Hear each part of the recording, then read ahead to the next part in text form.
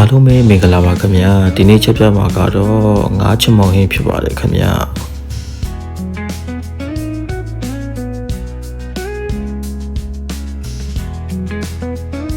အရင်ဆုံးစီထည့်ပြီးတော့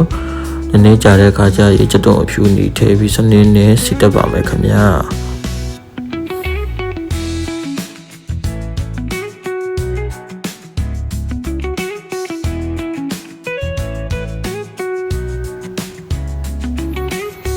ပြီးအယောင်တင်မုတ်လေးထည့်ပြီးတော့နည်းနည်းလေးမှွေပြီးတော့ငါးကောင်းတွေနဲ့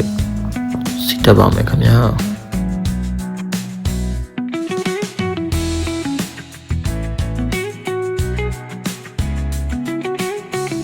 ပြီးရင်တော့ချမောင်လှော်ထားတာလေးထည့်ပြီးတော့ရေလေးအနေငယ်ထည့်လိုက်ပါမယ်ခင်ဗျာ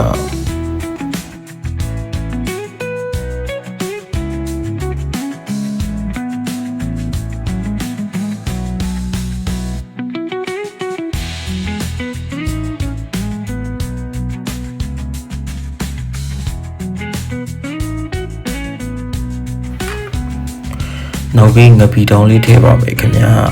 ကျွန်တော်ကတော့ဟင်းချက်စရာတွေကိုတခါတည်းပြင်ဆင်လာတာမဟုတ်တဲ့အတွက်ယုံလေးဒီကိုအခုမှရေးဆေးပြီးတော့ကကြီးနဲ့ညှက်ပြီးထည့်ပါမယ်ခင်ဗျာ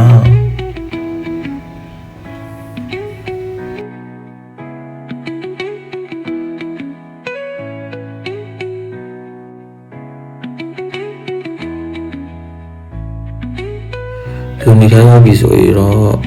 ညစ်လေးနဲ့ညိုစိမ့်လေးထည့်ပါမယ်ခင်ဗျာ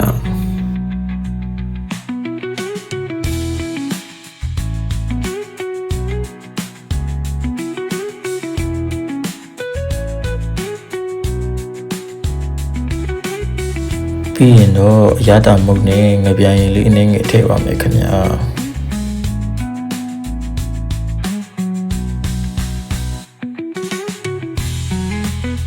ကဲအခုဆိုရင်အရသာကောင်းမွန်နဲ့ငါးချက်မောင်ဟင်းလေးရပါပြီခင်ဗျာနောက်ထပ်လည်းဟင်းလေးချက်ပြပြီးမှဖြစ်လို့ကျွန်တော်ရဲ့ YouTube channel နဲ့